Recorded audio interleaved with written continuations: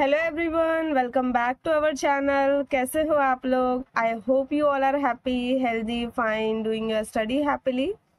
In this lecture, I am going to teach you chapter number 6, factorization of algebraic expressions. In this chapter, we will solve here practice set 6.1. So the question number 1 is factorize. देखो first question मैंने यहाँ पे लिखा है x square plus 9x plus 18। ये पूरा जो मैंने लिखा हुआ है ये पूरा एक अलजेब्रिक एक्सप्रेशन है। ओके, नाउ अब इसको अगर हमें सॉल्व करना है तो उससे पहले कुछ थिंग्स आपको समझने होंगे, जैसे कि टर्म का मतलब क्या होता है, जैसे कि कांस्टेंट मतलब क्या है यहाँ पे, देन कोएफिशिएंट का मतलब क्या होता है, कांस्टेंट टर्म लिख देती हूँ, कोएफिशिएंट मतलब क्या होता है, वेरिएबल्स मतलब क्या होता है। तो ये कुछ कुछ बातें अगर आप समझ लोगे ना तो इन वर्ड्स को जब मैं यूज करूंगी सॉल्व करते टाइम तो वो आपको इजीली समझ में आएगा। मैंने आपसे क्या कहा कि x square plus 9x plus 18 ये अपने आप में पूरा क्या है, एक अलजेब्रिक एक्सप्रेशन है। अब इस अलजेब्रिक एक्सप्रेशन में आपको प्लस और माइनस साइन ऐसे देखने के लिए मिलेंगे। यहाँ पे प्लस साइन है, कहीं कहीं पे आपको माइनस भी देखने के लिए मिलेगा। तो जो प्लस और माइनस साइन होते हैं ये दोनों साइन क्या करते हैं, अलजेब्रिक एक्सप्रेशन को डिवाइड करते हैं सेपरेटेड पार्ट्स में, सेपरेटेड पार्ट्स में। और इन्हीं सेपरेटेड पार्ट्स को हम बोलते हैं टर्म्स। मतलब कि यहाँ पर ये फर्स्ट टर्म है, ये दूसरा टर्म है और ये तीसरा टर्म है। तो इस अलजेब्रिक एक्सप्रेशन में टोटल 3 टर्म्स है। अब कहीं कहीं पर आपको देखो ये लेटर्स देखने के लिए मिल रहा है, एक्स स्क्वायर, तो इनको बोलते हैं वेरिएबल्स, इनको बोलते हैं वेरिएबल्स। और भी लेटर्स दिए होते हैं जैसे पी वाई, तो जितने भी ए टू जेड स्मॉल लेटर्स होते हैं उन सब को बोलते हैं वेरिएबल्स। इन वेरिएबल्स के पहले जो नंबर लिखा हुआ होता है उनको बोलते हैं कोएफिशिएंट ऑफ दिस वेरिएबल। जैसे 9 है कोएफिशिएंट वेरिएबल x का। अब यहाँ पर एक्स स्क्वायर के पहले अगर कुछ नहीं लिखा है तो समझेंगे कि 1 है, तो एक्स स्क्वायर का कोएफिशिएंट यहाँ पे 1 है। और जहाँ पे वेरिएबल ना दिख रहा हो आपको, यहाँ पे सिर्फ आपको नंबर दिख रहा है, कोई भी लेटर नहीं दिख रहा है इसके साथ, तो ऐसे टर्म को बोलते हैं कांस्टेंट टर्म। ठीक है, इतना समझ में आ गया आपको कि टर्म क्या होता है, कांस्टेंट टर्म क्या है, कोएफिशिएंट, वेरिएबल। एंड टर्म्स को कौन बनाता है, प्लस और माइनस साइन जो होते हैं वो अलजेब्रिक एक्सप्रेशन में टर्म्स बताते हैं हमें कि कितने टर्म्स है। अब इतना होने के बाद स्टार्ट करते हैं हम इसका सॉल्यूशन लिखना। क्या करेंगे हम ऐसे क्वेश्चंस को सॉल्व करने के लिए, फर्स्ट टर्म और लास्ट टर्म, फर्स्ट टर्म का कोएफिशिएंट और लास्ट टर्म इन दोनों को मल्टीप्लाई करेंगे। तो फर्स्ट टर्म में एक्स स्क्वायर का कोएफिशिएंट क्या है, 1 है, 1 मल्टीप्लाई बाय 18 बिकम क्या हो जाएगा, 18 हो जाएगा। 18 के हमें ऐसे 2 फैक्टर्स लिखने हैं जिनका प्रोडक्ट, प्रोडक्ट मतलब कि मल्टीप्लाई करने पर मुझे आंसर मिले 18 और ऐड या सब्ट्रैक्ट करने पर मुझे मिले 9। यहाँ पे प्लस का साइन दिया है 9 के पहले तो मुझे प्लस 9 मिले। तो ऐसे कौन कौन सा सिचुएशन है, देखो 6 3 होता है 18, 9 इंटू 2 भी होता है 18, 18 मल्टीप्लाई बाय 1 भी होता है 18। तो अब इन तीनों कंडीशंस में से मुझे कौन सी कंडीशन सिलेक्ट करनी चाहिए इस क्वेश्चन को सॉल्व करने के लिए, कैसे पता चलेगा? तो यहाँ मैं आपको 1 बाय 1 सारे कंडीशन समझाती हूँ। देखो 6 3 होता है 18, 6 और 3 को हम ऐड करेंगे तो मुझे क्या मिलेगा, 9 मिलेगा। तो मतलब कि मैं इसको सिलेक्ट करूंगी। 9 2 होता है 18, 9 और 2 को मैं ऐड करूंगी तो मुझे आंसर मिलेगा 11 और मुझे क्या चाहिए, मुझे चाहिए 9। तो मैं ये कंडीशन नहीं सिलेक्ट करूंगी। यहाँ पर भी सेम 18 1 होता है 18, 18 प्लस 1 होता है 19, या फिर मैं 18 में से 1 सब्ट्रैक्ट क्यों ना कर दूं, तब भी मुझे मिलेगा 17, जो कि यहाँ पे सेटिस्फाई नहीं हो रहा है, यहाँ पर तो 9 चाहिए, तो ये कंडीशन भी नहीं सिलेक्ट कर सकते। तो क्या सिलेक्ट करेंगे, ये वाला 6 इंटू 3, तो यहाँ लिखेंगे 6, यहाँ भी लिखेंगे 3। अब इसमें आपको तुरंत यहाँ पर ही साइन भी अप्लाई कर देना है। मुझे +9 चाहिए तो मैं यहाँ पे प्लस लगा दूंगी, यहाँ पे भी प्लस लगा दूंगी, तो 6 + 3 मुझे मिलेगा +9। अब इसको सॉल्व करने के लिए पहला वाला टर्म एज इट इज लिखेंगे। इस बीच वाले टर्म की जगह मैं ये जो नंबर मैंने सिलेक्ट किया ये लिखूंगी, विथ वेरिएबल लिखना है। जो वेरिएबल क्वेश्चन में दिया हुआ है सेम वही वेरिएबल यहाँ पर लगाकर हमें लिखना है, +6x +3x +18। अब अगेन इक्वल का साइन लगा देना है। अब आपको ये स्टार्टिंग के दो टर्म को ध्यान से देखना है। इन दोनों टर्म्स में से आपको कुछ कॉमन लेना होगा, तो वो आप पहले ही क्वेश्चन में बहुत अच्छे से समझ लो, ताकि आगे के सारे क्वेश्चन आप मेरे साथ साथ ही सॉल्व कर पाओ। ठीक है, देखो हम दो टर्म को बहुत ध्यान से देखेंगे। क्या दिख रहा है हमें कि यहाँ पर x है, यहाँ पर भी x है, तो मैं x कॉमन ले सकती हूँ। क्यों मैं x कॉमन बता रही हूँ ऐसे, क्योंकि x से डिवाइड करेंगे हम, इसीलिए जो देखो दोनों जगह पर है, x भी यहाँ पर है, x भी यहाँ पर है, इसलिए मैंने x कॉमन ले लिया। अब नंबर्स की बारी है, तो x² का कोएफिशिएंट 1 है, x का कोएफिशिएंट 6 है। 1 और 6 दोनों ही कौन से टेबल में आते हैं? 1 के टेबल में आते हैं, तो यहाँ पर 1 आ जाएगा। हालांकि 1 लिखते तो नहीं है, बट अभी मैं आपको समझाने के लिए यहाँ पे लिख दे रही हूँ। तो 1x हो गया। अब ब्रैकेट बनाओगे, ब्रैकेट में क्या क्या लिखना है आपको? ब्रैकेट में आपको ये पहले वाले टर्म को इस 1x से डिवाइड करने के बाद जो आंसर आएगा वो लिखना है। तो ये बहुत सिंपल सा काम है, या आप अपने माइंड में भी कर सकते हो। एक मैं समझा देती हूँ, इसके आगे मैं भी ओरली करूंगी और आप लोग भी ओरली ही करोगे, और देखना कितना स्मूथली क्वेश्चन सॉल्व होते जाएगा। x² को x से डिवाइड करेंगे, यहाँ मैं डिवाइड करके बताती हूँ। x² को x से डिवाइड कर रहे, इस x² को मैं लिख सकती हूँ x × x, और इस x को मैंने लिख दिया यहाँ पे x। ये x कैंसिल हो गया, तो क्या बचा न्यूमरेटर में? x बचा, तो यहाँ पे x लिखेंगे, प्लस का साइन एज इट इज। इस 6x को भी x से डिवाइड करेंगे, 6x को x से डिवाइड करेंगे, ये x और x कैंसिल हो गया, क्या बचा? 6, तो यहाँ पे लिख दिया मैंने 6। अब ब्रैकेट क्लोज। अब ये वाले दो टर्म को आपको देखना है। अब इन दो टर्म को देखते टाइम आप यहाँ पे साइन क्या लगाओगे? तो हमेशा याद रखना, फर्स्ट सेकेंड थर्ड टर्म के पहले जो साइन दी हुई है सेम वही साइन यहाँ पर अप्लाई करना है। तो प्लस दिया हुआ था तो मैंने प्लस लिख दिया। अब आप देखो ये दोनों टर्म में से भी आपको कुछ ना कुछ कॉमन लेना है।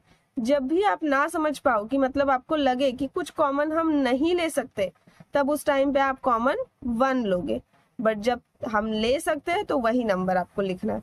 देखो यहाँ पे x है, यहाँ पे x नहीं है, तो मैं x कॉमन नहीं ले रही हूँ। ठीक है, अब यहाँ पर 3 है, यहाँ पर 18 है। 3 और 18 दोनों ही कौन से टेबल में आता है? दोनों ही आते हैं नंबर 3 के टेबल में, तो यहाँ पे 3 ले लेंगे। x नहीं ले सकते क्योंकि x दोनों जगह नहीं है। अब ये वाले टर्म को मैं 3 से डिवाइड करूंगी। ठीक है, तो मैं यहाँ पे देखो दिखा रही हूँ सॉल्व करके, 3x डिवाइड बाय 3 कर रही हूँ, तो ये 3 कैंसिल हो गया, क्या बचा? ब्रैकेट में x बचा। देन ये प्लस का साइन एज इट इज। अब यहाँ पे सेकेंड टर्म क्या है? 18 है, तो 18 को 3 से डिवाइड करेंगे, 3 × 1 = 3, 3 × 6 = 18, तो यहाँ पे आ जाएगा ब्रैकेट में 6। अब ब्रैकेट क्लोज कर देंगे। अब दोनों जगह देखोगे हमेशा आपको सेम ही मिलेगा ब्रैकेट के अंदर नंबर, x + 6 यहाँ भी मिला, x + 6 यहाँ भी मिला। अगर ऐसा कुछ कंडीशन आ जाए कि यहाँ पे आपको अलग मिल रहा है, यहाँ अलग मिल रहा है, तो समझ जाना कि आप रॉन्ग कर रहे हो, हमेशा सेम मिलना चाहिए। तो एक ब्रैकेट को मैं यहाँ लिखूंगी x + 6, और दूसरा ये और ये जो नंबर लिखा है इसको उठा के हम दूसरे ब्रैकेट में लिख देंगे। तो ये हमने क्या फाइंड आउट कर दिया? ये फैक्टर्स हमने निकाल दिए इस अलजेब्रिक एक्सप्रेशन के, मतलब ये अलजेब्रिक एक्सप्रेशन इससे डिवाइड हो सकता है। ठीक है, चलो अब दूसरा क्वेश्चन सॉल्व करते हैं। देखो अभी इसके आगे का सम, दूसरा सम x² - 10x + 9, सेम वही करना है। यहाँ पर भी पहले वाले टर्म का कोएफिशिएंट और लास्ट वाला टर्म इसको मल्टीप्लाई करना है। तो x² का कोएफिशिएंट है 1, 1 × 9 है यहाँ पर 9। अब 9 के दो फैक्टर्स हमें निकालने हैं, ऐसे दो फैक्टर जिनको मल्टीप्लाई करने पर 9 मिले और ऐड और सब्ट्रैक्ट करने पर 10 मिले। तो देखो 9 1 जा 9 होता है, 9 में 1 ऐड कर दूंगी तो मुझे मिलेगा 10, लेकिन यहाँ पर -10 बोला है तो मैं दोनों जगह माइनस का साइन लगा दूंगी, तो माइनस माइनस प्लस होता है और बिगर नंबर का साइन हम लगाते हैं, तो बिगर नंबर 9 है, उसके आगे माइनस की साइन है, तो जब हम प्लस करेंगे तो क्या आएगा -10। अब इसको सॉल्व करते हैं, x square -9s minus x plus 9। अब सेम वही दो टर्म देखो, दोनों टर्म में कॉमन क्या है, x यहाँ भी है x यहाँ भी है, तो x कॉमन ले लेंगे। अब इसके बाद 9 और 1 दोनों कौन से टेबल में आते हैं, 1 के टेबल में आते हैं, तो यहाँ क्या आएगा 1 आएगा, जो कि मैं नहीं लिख रही हूँ, ठीक है, नहीं लिखेंगे तब भी चलेगा, तो वो 1 वहां पे है। अब एक्स स्क्वायर को x से डिवाइड करेंगे तो एक x कैंसिल हो गया, क्या बचा ब्रैकेट में x, माइनस वाला sign as it is. 9x को x से डिवाइड करेंगे तो x और x कैंसिल हो गया, ब्रैकेट में आ गया 9। अब यहाँ पे थर्ड वाले टर्म के आगे माइनस साइन है तो यहाँ माइनस लिख दो, ब्रैकेट बना दो। अब यहाँ पर x है, यहाँ पर x नहीं है तो x कॉमन नहीं होगा, यहाँ पर 9 है, यहाँ पर 1 है, 1 और 9 दोनों कौन से टेबल में आते हैं, 1 के टेबल में, तो यहाँ पे 1 लिखेंगे। अब ब्रैकेट के अंदर क्या लिखना है, इस x को डिवाइड करेंगे 1 से तो क्या आएगा, x ही आएगा, तो x लिख दो। जब आप माइनस कॉमन लो ना, याद रखना हमेशा जब आप सेकंड वाले ब्रैकेट के पहले माइनस साइन लेते हो तब आपको ब्रैकेट के अंदर जो भी नंबर लिखोगे उसका साइन आपको चेंज करके लिखना है, ठीक है। तो यहाँ पे 9 को जब आप 1 से डिवाइड करोगे तो आएगा तो 9, पर आपने माइनस यहाँ पे लिया था इसीलिए ये प्लस वाला साइन माइनस में चेंज हो जाएगा। नाउ x -9 इसको उठा के लिख दो एक बार, और दूसरे ब्रैकेट में x -1 हो गया ये सॉल्व। चलो देखो थर्ड वाला क्वेश्चन, थर्ड क्वेश्चन है यहाँ पर y square plus 24y plus 144, तो y स्क्वायर का कोएफिशिएंट है 1 मल्टीप्लाई बाय 144 यहाँ पे आएगा 144। इसके ऐसे दो फैक्टर जिनका मल्टीप्लीकेशन क्या हो 144 हो और ऐड और सब्ट्रैक्ट करने पर मुझे आंसर मिले 24। सो 12 होता है 144, 12 में 12 ऐड कर दूंगी तो मुझे आंसर मिलेगा 24। अगर यहाँ माइनस होता ना तो मैं दोनों नंबर को माइनस अप्लाई कर देती हूँ, क्योंकि यहाँ प्लस है तो मैं यहाँ भी प्लस लगा रही हूँ, यहाँ भी प्लस लगा रही हूँ। अब पहला वाला term as it is plus 12y plus 12y plus 144। अब ये दो टर्म को ध्यान से देखो, या y यहाँ है y यहाँ है, तो y कॉमन ले लिया, यहाँ पे 1 है यहाँ पे 12 है, 1 एंड 12 दोनों कौन से टेबल में आते हैं, 1 के टेबल में आते, तो इसीलिए कॉमन 1 आया, जो मैं यहाँ पे लिख नहीं रही हूँ बट वो वहां पे प्रेजेंट है। देन y स्क्वायर को y से डिवाइड करेंगे तो ब्रैकेट में y plus sign as it is, 12y को y से डिवाइड करेंगे तो y और y कैंसल, ब्रैकेट के अंदर 12। देन थर्ड वाले टर्म के पास प्लस है तो प्लस साइन, ब्रैकेट बनाएंगे। अब मैंने ब्रैकेट बना दिया, मुझे कॉमन लेना था, देखो 12 यहाँ पे 144 यहाँ, 12 एंड 144 दोनों कौन से टेबल में आते हैं, 12 के टेबल में। y यहाँ पर है यहाँ पे नहीं है तो कॉमन नहीं ले पाएंगे। अब 12y को 12 से डिवाइड करोगे तो ब्रैकेट में y आ जाएगा प्लस साइन, मैंने प्लस देखो यहाँ फटाक से प्लस लगा दिया ना, क्योंकि यहाँ पे प्लस था तो साइन चेंज नहीं होगा, यहाँ प्लस दिया है प्लस लगा दिया, यहाँ माइनस होता तो साइन चेंज कर देती मैं। 144 को 12 से डिवाइड करेंगे तो आएगा 12। अब दोनों ब्रैकेट में देखो सेम सेम दिख रहा है तो y प्लस 12 एक ब्रैकेट में लिख दो और दूसरे ब्रैकेट में लिख दो y प्लस 12, ठीक है, हो गया ये भी सॉल्व।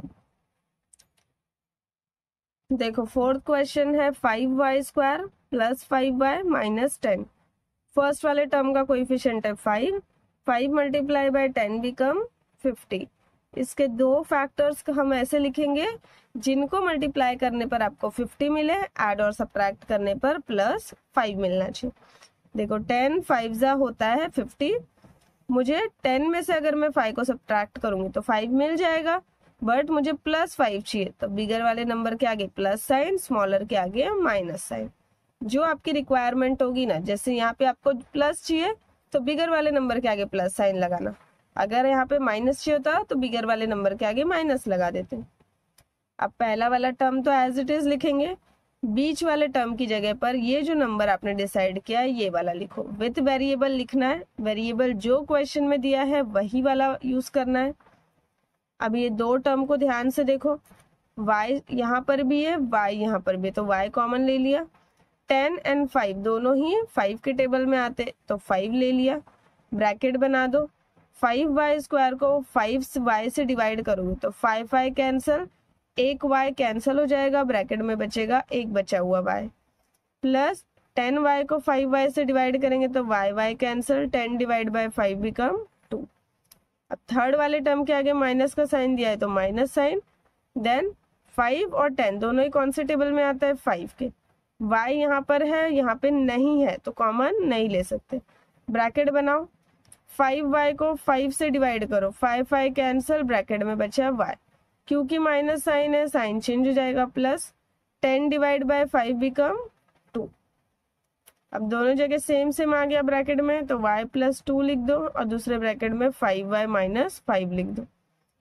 अब थोड़ा सा और ध्यान से देखोगे ना इसको, ये सही है आंसर, लेकिन आपके ना टेक्स्ट बुक में जो आंसर्स दिए होते हैं ना उससे मैच नहीं होंगे, क्योंकि यहाँ पर देखोगे ना तो 5 और यहाँ पर 5 दोनों जगह है ना, तो हम 5 भी कॉमन ले सकते तो मैंने 5 यहाँ कॉमन ले लिया। तो ब्रैकेट के अंदर क्या आएगा, 5y को 5 से डिवाइड करेंगे y, minus sign as it is, इस 5 को इस 5 से डिवाइड करेंगे 1।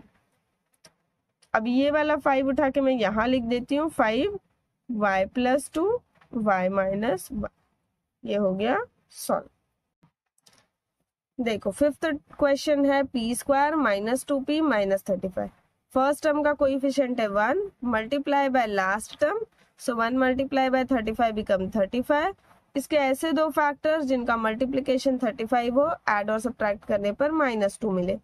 सो 5 7 होता है 35, 7 में से 5 सब्ट्रैक्ट करेंगे तो मिलेगा आंसर 2, बट माइनस चाहिए तो बिगर नंबर के आगे माइनस साइन एंड स्मॉलर के आगे प्लस। अब इसको लिखेंगे p square plus 5p minus 7p minus 35 is equal to, अब पहले वाले दो टर्म को देखो तो यहाँ पे क्या कॉमन ले सकते हैं, p ले सकते हैं, तो ब्रैकेट के अंदर आ जाएगा p प्लस 5। यहाँ पे थर्ड वाले टर्म के आगे माइनस साइन है तो माइनस, यहाँ क्या कॉमन ले सकते हैं 7, सो ब्रैकेट के अंदर आ जाएगा p plus 5, then p plus 5 and p minus 7, ये हो गया सॉल्व। देन इसके बाद नेक्स्ट है सिक्स्थ वाला क्वेश्चन। देखो सिक्स्थ क्वेश्चन है p square minus 7p minus 44, 1 multiply by 44 become 44। 44 के दो फैक्टर्स जिनका मल्टीप्लिकेशन 44 हो, ऐड एंड सब्ट्रैक्ट करने पर -7 मिले। सो 11 4 11 में से 4 सब्ट्रैक्ट करेंगे तो 7 मिलेगा, बट माइनस दिया है तो बिगर नंबर के आगे माइनस साइन, स्मॉलर के आगे प्लस। सो p square minus 11p plus 4p minus 44। अब क्या कॉमन लोगे, यहाँ पे p है, यहाँ पर भी p है, तो p कॉमन ले लो। 11 and 1 both are divisible by the number 1, तो यहाँ पे भी क्या आएगा 1 आएगा। ब्रैकेट के अंदर क्या आएगा, p स्क्वायर को p से डिवाइड करेंगे तो p minus sign as it is, 11p को p से डिवाइड करेंगे तो ब्रैकेट में 11 बचेगा, प्लस यहाँ पे क्या कॉमन लेंगे 4, p यहाँ पर है यहाँ पे नहीं है तो कॉमन नहीं ले पाएंगे, ब्रैकेट बनाएंगे। 4p divide by 4 become p minus 44 divide by 4 become 11। Now p minus 11 and p plus 4, तो ये हो गया यहाँ पर सॉल्व। तो हो गया बच्चों, यहाँ पे 6 क्वेश्चन मैंने सॉल्व करा दिए हैं, बाकी के मैं नेक्स्ट लेक्चर में कराऊंगी। आपको मैं तभी आगे के क्वेश्चन सॉल्व कराऊंगी, अगर आपको वीडियो पसंद आता है तो आप वीडियो को लाइक करिए, तभी मैं आपको आगे के क्वेश्चन सॉल्व कराऊंगी।